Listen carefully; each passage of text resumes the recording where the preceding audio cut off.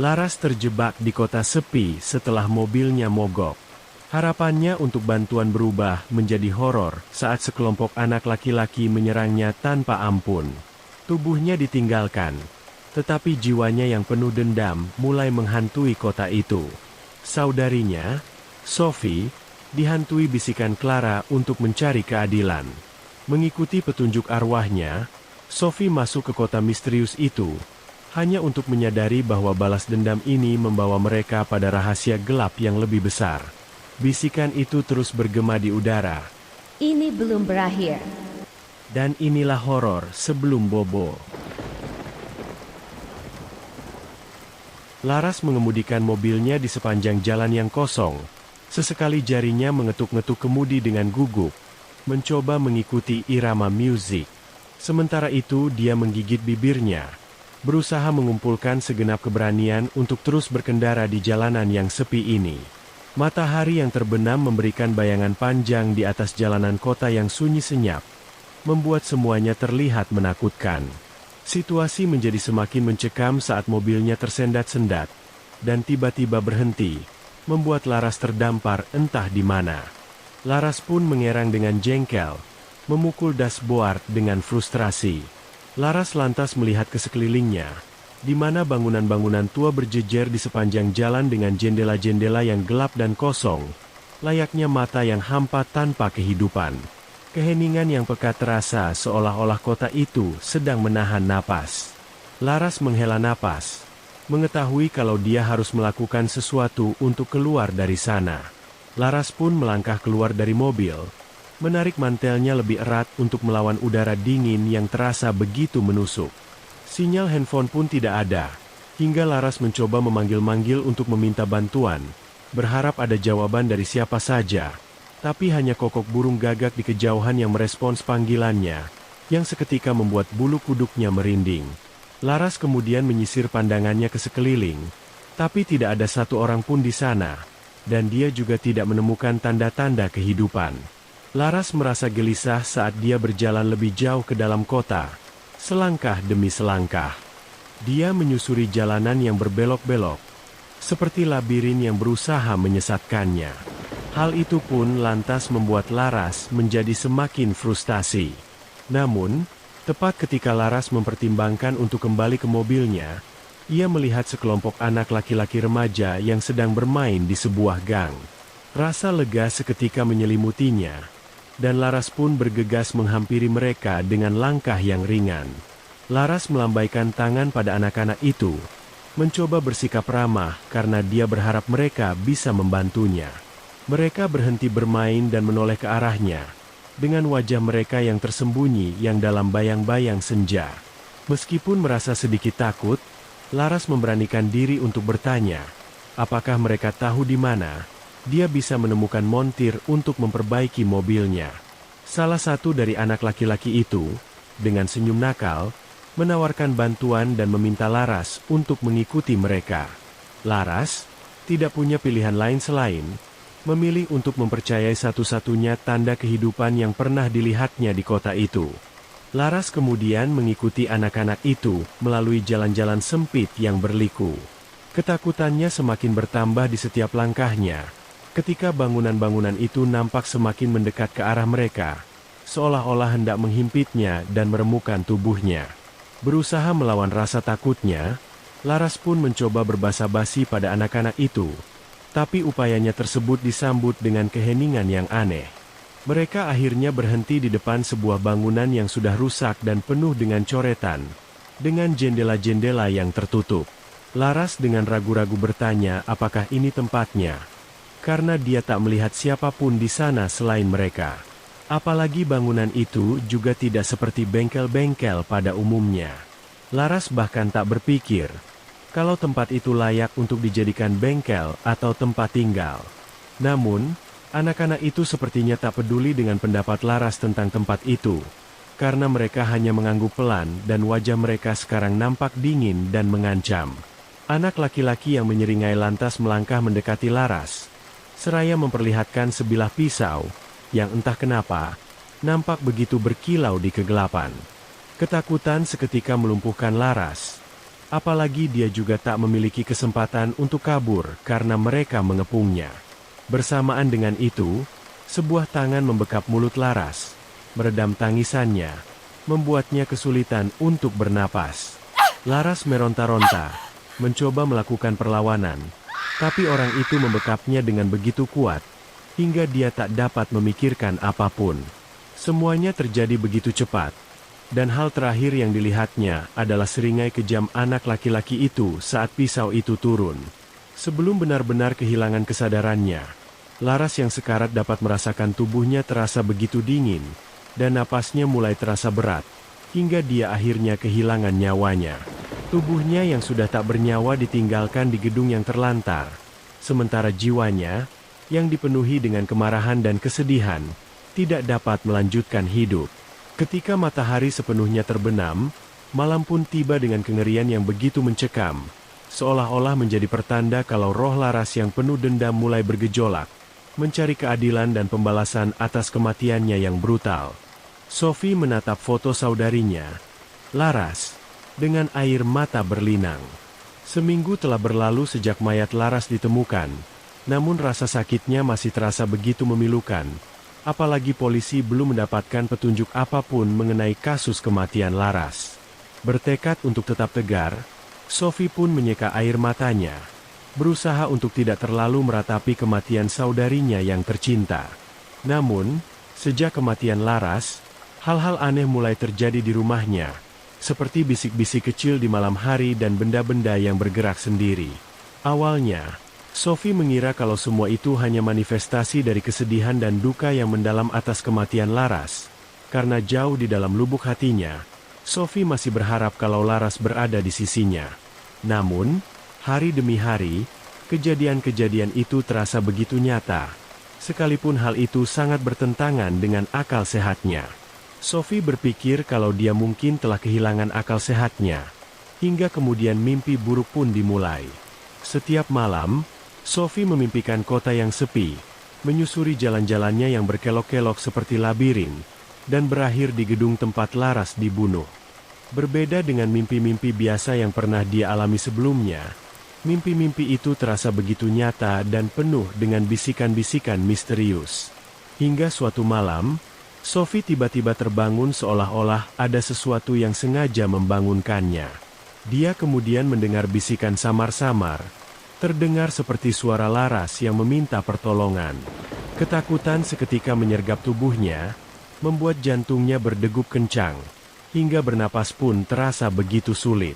Sophie pun bertanya-tanya apakah itu benar-benar Laras atau sesuatu yang lain, yang memiliki niat jahat padanya.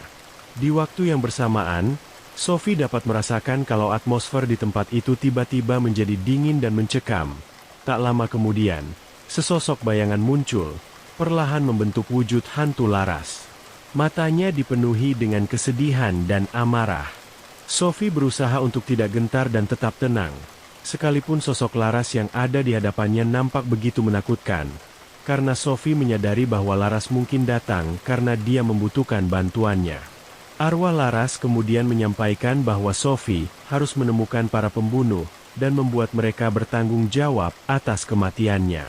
Sophie dapat merasakan kemarahan dan kesedihan yang begitu mendalam saat arwah Laras menyampaikan keinginannya. Sophie pun bertanya bagaimana dia bisa membantu Laras, dan dari mana memulainya. Tanpa diduga, tangan hantu Laras menembus lengan Sophie, membuat tubuhnya merinding. Lalu ia memberi instruksi untuk mengikuti tanda-tanda yang ada. Belum sempat Sophie bertanya lebih banyak, arwah tersebut tiba-tiba menghilang dalam kegelapan, meninggalkan Sophie yang bertekad untuk mengungkap kebenaran. Keesokan paginya, Sophie pun mencari barang-barang milik Laras, dan menemukan buku hariannya, yang menyebutkan tentang perjalanannya ke kota itu. Meskipun dia merasa tidak nyaman karena Laras telah kehilangan nyawanya di kota itu, Sophie memutuskan untuk mengunjungi kota itu sendirian. Sophie kemudian memberitahu orang tuanya kalau ada urusan penting yang harus dilakukan di kota itu, dan membujuk mereka untuk membiarkannya pergi ke kota itu sendirian. Setelah melewati perdebatan yang cukup panjang, Sophie akhirnya berhasil membujuk orang tuanya, dan bersiap untuk pergi ke kota itu. Tak lama kemudian, Sophie pun pergi ke kota tersebut. Perjalanan yang panjang memberinya waktu untuk memikirkan kejadian-kejadian supranatural yang menunjukkan sesuatu di luar kebiasaan. Sophie bukanlah orang yang religius, dan dia biasanya tidak mempercayai hal-hal yang tidak masuk akal. Meski begitu, Sophie adalah orang yang selalu menuruti kata hatinya, dan kali ini, kata hatinya menuntunnya untuk mengikuti bisikan-bisikan, dan juga semua pertanda itu. Ketika Sophie berkendara memasuki kota itu, bangunan-bangunan yang ditinggalkan dan jalan-jalan yang kosong menyambutnya, seketika membuat perutnya terasa mual.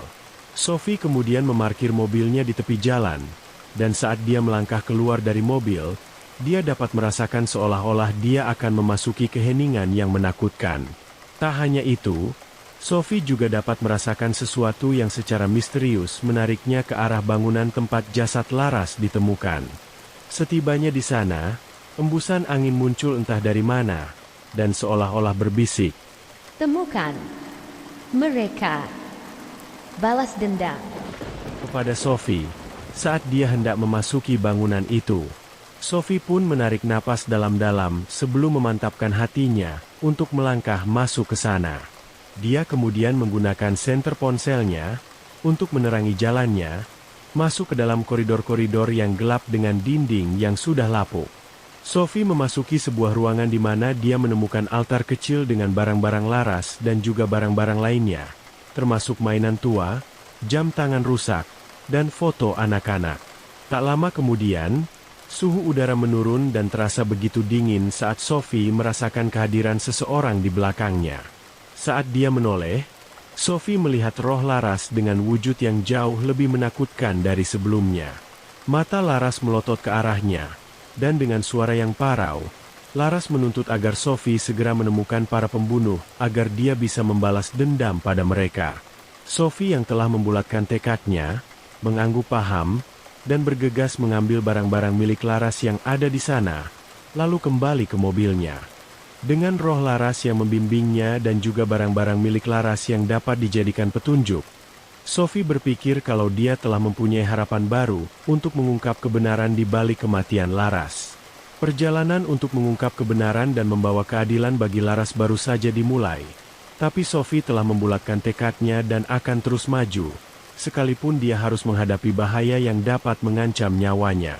Sophie yakin kalau ikatan antara para saudari jauh lebih kuat daripada kematian, dan bersama-sama, mereka akan menemukan kebenaran. Sophie dan keluarganya berkumpul di ruang tamu. Situasi tiba-tiba terasa sangat tegang. Sophie, sambil memegang buku harian Laras, bertekad untuk meyakinkan keluarganya bahwa arwah Laras telah memberinya petunjuk dan mendesak mereka untuk menemukan pembunuhnya. Namun, ayahnya meragukan keberadaan hantu, dan malah mempertanyakan kepada Sophie apakah dia telah kehilangan akal sehatnya. Sebelum Sophie dapat menjawab, angin tiba-tiba dingin menyapu ruangan itu, memadamkan lampu dan membuat semua orang menggigil ketakutan. Ibunya berbisik dalam kebingungan saat lampu berkedip-kedip secara misterius, dan di waktu yang bersamaan, sebuah bisikan samar, yang jelas-jelas adalah suara Laras, memenuhi udara, membekukan seluruh keluarga dalam keterkejutan. Setelah kejadian itu, arwah Laras mulai lebih sering menampakkan diri, menggerakkan benda-benda dan berbisik di seluruh rumah. Ayahnya yang tadinya skeptis mengenai keberadaan hantu, mulai mempercayai perkataan Sophie tentang kehadiran arwah Laras di rumah mereka. Suatu malam, arwah Laras merasuki Sophie, membuatnya melihat saat-saat terakhir Laras sebelum kematiannya. Sophie dapat melihat dengan jelas siapa saja yang telah menyerang Laras, dan Sophie dapat mengenali dua orang di antara mereka, yakni Bayu dan adik laki-lakinya, Dana. Setelah Sophie mendapatkan kesadarannya kembali, Sophie pun bergegas memberitahu orang tuanya tentang penglihatan tersebut, dan mereka sangat kaget saat mengetahui kalau Bayu dan Dana telah berkomplot untuk membunuh Laras. Sophie dan keluarganya yang telah bertekad untuk mengungkap kebenaran di balik pembunuhan Laras, lantas mengumpulkan bukti-bukti untuk menjebloskan para pembunuh ke penjara. Mereka tahu kalau Laras berhak mendapatkan keadilan, dan ayahnya setuju untuk melakukan apapun yang diperlukan untuk mendapatkan keadilan bagi putrinya yang tercinta. Hari-hari berikutnya, Dengan mengikuti petunjuk dari arwah Laras, mereka pun berhasil menemukan bukti-bukti kejahatan Bayu. Menghadapi Bayu yang merupakan seorang polisi akan sangat berbahaya. Tapi mereka tidak punya pilihan, demi mendapatkan keadilan untuk Laras. Mereka pun berniat mendesak Dana untuk bersaksi atas kejahatan kakak laki-lakinya. Dengan kesaksian Dana dan bukti-bukti yang ada, mereka pun berencana untuk membongkar kejahatan Bayu. Saat mereka melakukan penyelidikan lebih jauh, arwah Laras mengungkapkan lebih banyak detail yang mengerikan, yang mana hal itu memperkuat tekad keluarga tersebut untuk membongkar kejahatan Bayu. Mereka tahu bahwa mereka telah mendekati kebenaran, dan mereka pun berharap agar mereka dapat segera menemukan para pembunuh lainnya.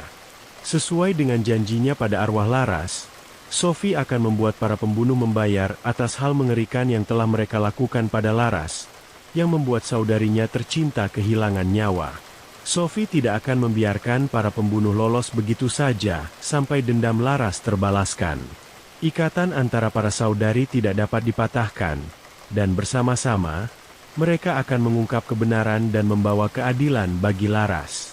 Beberapa waktu kemudian, Sophie dan keluarganya nampak berjalan melewati bagian kota yang kumuh, bangunan-bangunan yang runtuh dan jalanan yang sepi, yang menambah ketegangan mereka. Mereka hampir menemukan kebenaran di balik pembunuhan Laras dan berniat menyeret para pembunuh Laras ke pengadilan. Ayahnya memimpin jalan, mendesak mereka untuk tetap tenang dan fokus untuk menemukan kebenaran, karena Ibu Sophie nampak gugup dan terus mengatakan hal-hal yang dapat membuat mereka menjadi pesimis. Tak lama kemudian, mereka tiba di sebuah gedung apartemen yang kumuh, dan ayahnya pun mengetuk pintu. Seorang remaja laki-laki dengan mata lelah menjawab dan membuka pintu. Remaja laki-laki itu tak lain adalah Dana, dan dia nampak kaget saat melihat Sophie dan keluarganya datang ke rumahnya. Meskipun dia terlihat takut pada mereka, tapi dia membiarkan mereka masuk ke dalam apartemennya. Saat mereka masuk ke dalam, mereka melihat Bayu duduk di ruang tamu yang tidak terlalu besar, dan suasananya berubah menjadi sangat mencekam saat mereka saling berhadapan. Tatapan mata Bayu menunjukkan permusuhan saat dia mempertanyakan niat mereka. Sophie melangkah maju dan menegaskan kepada mereka kalau dia telah mengetahui apa yang telah Bayu dan Dana lakukan pada Laras, dan menuntut mereka untuk mengakui kejahatan mereka. Saat Sophie mengatakan tentang arwah Laras yang telah membimbingnya, Bayu seketika mencemooh penyebutan hantu. Akan tetapi, ruangan tiba-tiba menjadi dingin dan mencekam saat arwah Laras menampakkan diri di hadapan mereka dengan matanya yang membara karena marah. Dia menuduh Bayu sebagai pembohong dan menyatakan bahwa dia akan membayar karena telah membunuhnya. Melihat arwah Laras yang nampak begitu murka, Dana seketika menjadi sangat ketakutan, dan dengan berlinang air mata, anak laki-laki itu akhirnya mengakui kalau dia terpaksa berkomplot dengan Bayu untuk membunuh Laras. Setelah mengetahui hal itu, Ibu Sophie, yang dipenuhi rasa iba, mempertanyakan mengapa Dana tidak datang lebih awal untuk mengakui kejahatannya pada mereka. Dana, sambil terisak, mengakui ketakutannya, dan menjelaskan bagaimana Bayu telah mengancamnya dan juga anak laki-laki lainnya jika mereka menolak membantunya dalam pembunuhan tersebut. Mendengar hal itu, ayah Sophie mempelototi Bayu, menuduhnya menggunakan wewenangnya sebagai polisi untuk menutupi kejahatannya. Namun, Bayu dengan tegas membantah semuanya, dan malah mengemukakan kesulitannya untuk bertahan hidup di kota yang kumuh itu. Berbeda dengan kota di mana Sophie dan keluarganya tinggal, kota tempat tinggal Bayu dan Dana adalah kota terpencil yang nyaris seperti kota mati. Namun, arwah Laras sepertinya tidak peduli dengan kesulitan yang dialami oleh Bayu, karena dia kemudian mendekat ke arah Bayu, menekankan hawa kehadirannya yang menakutkan di hadapan Bayu, seraya dengan tegas berkata kalau Bayu harus bertanggung jawab karena telah mengambil nyawanya.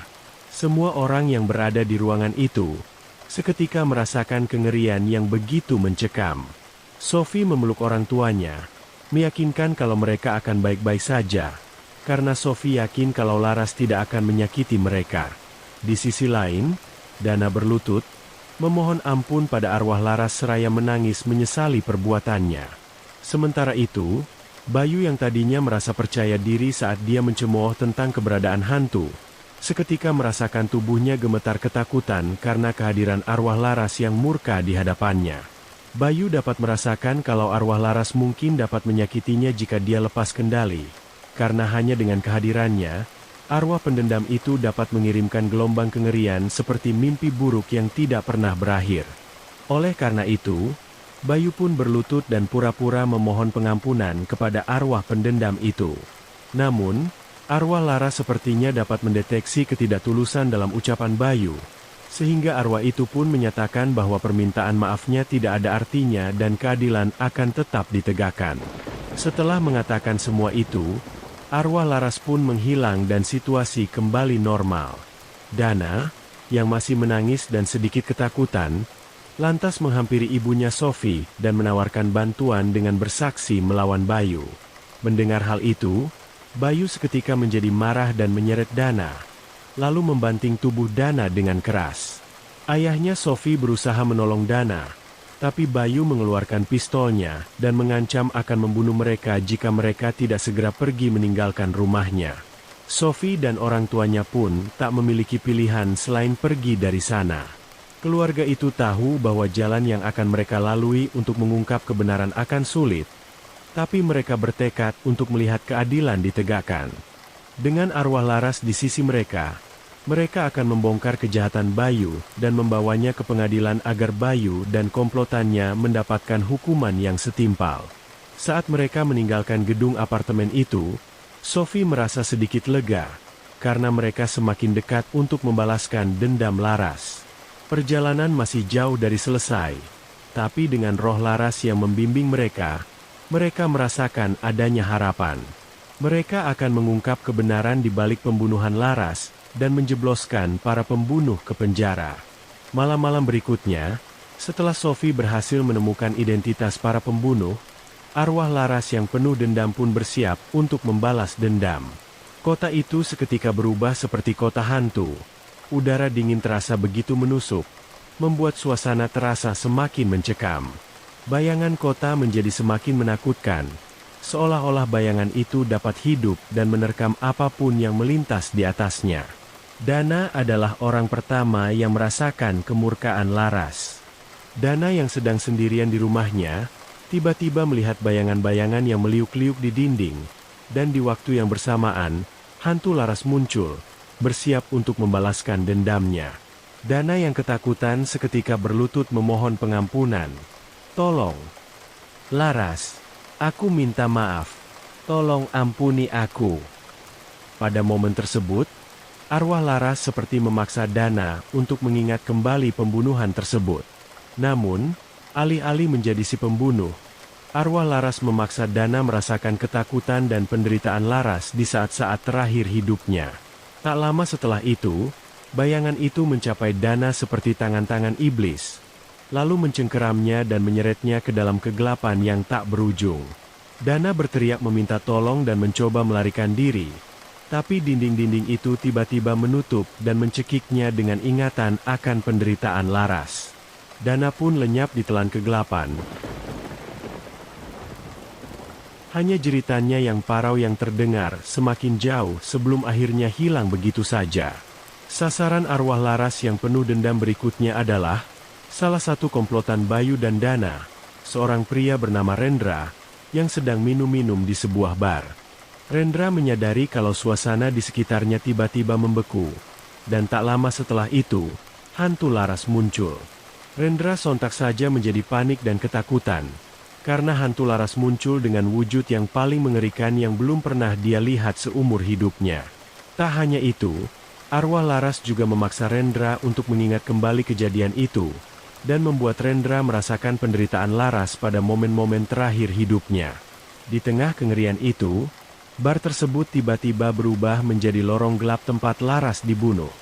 Rendra merasakan udara seketika menjadi sangat dingin, saat hantu Laras berbisik di telinganya dengan suaranya yang parau tapi penuh dengan kemarahan. Rendra memberanikan diri untuk menyerang hantu Laras dengan pisaunya.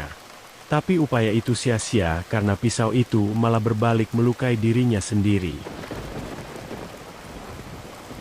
Darah terus menetes dari jari-jarinya, dan sekeras apapun Rendra berusaha, dia tidak dapat membersihkan darah itu atau menghentikan perdarahannya.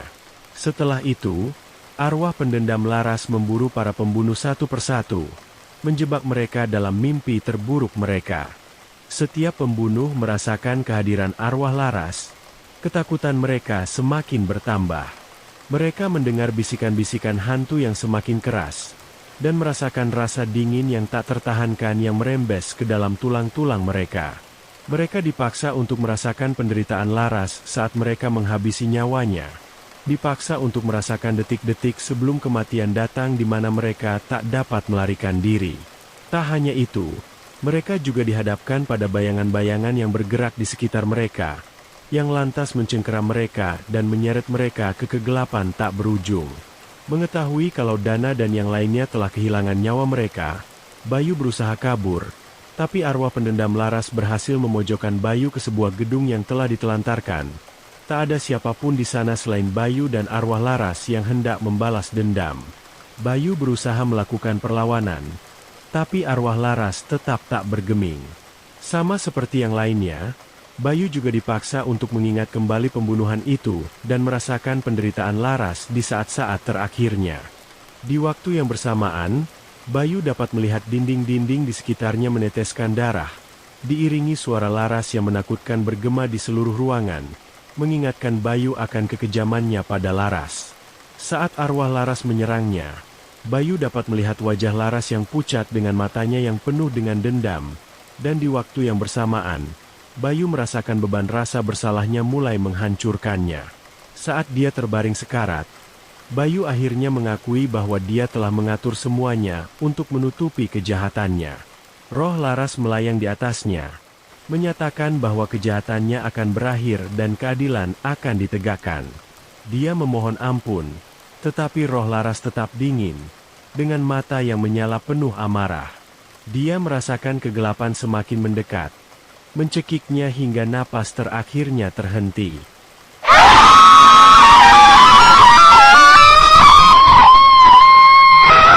Tubuh Bayu terdiam, dan roh Laras tetap ada.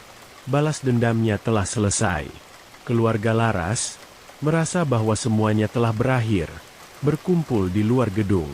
Sophie merasakan kedamaian. Dendam Laras telah terbalaskan, dan kota itu terasa lebih terang.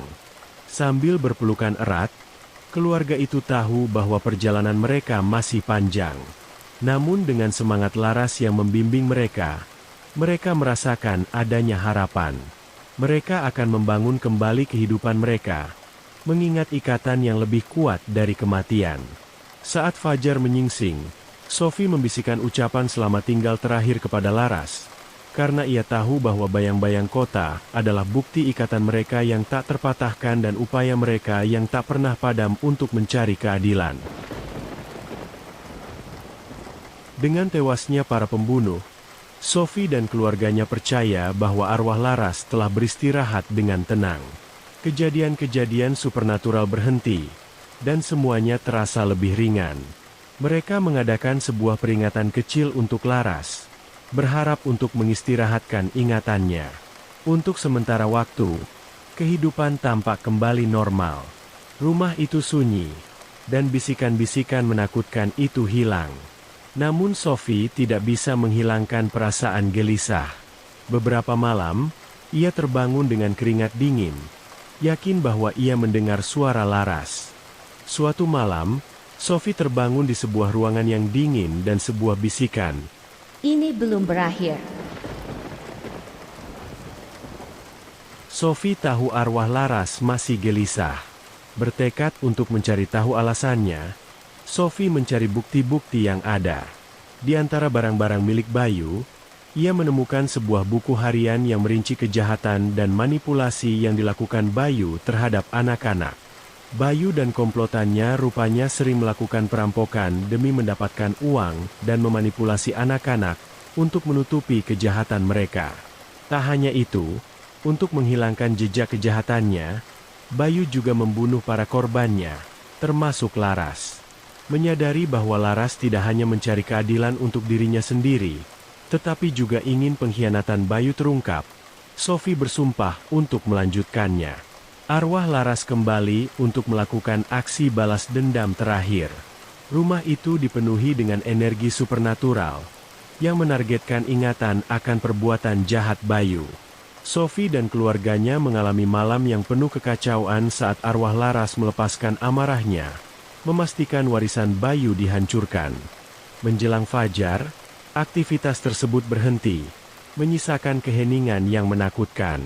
Keluarga tersebut mulai membangun kembali kehidupan mereka. Namun kenangan akan kengerian tersebut tetap tinggal bersama mereka. Sophie merasa kehadiran Laras tidak akan pernah benar-benar pergi. Setiap malam, ia berbisik, "Selamat malam, Laras." Berharap suatu hari nanti saudarinya akan menemukan kedamaian. Bayang-bayang kota itu tetap ada. Sebuah bukti ikatan antara saudara perempuan dan pencarian keadilan yang tak kunjung usai.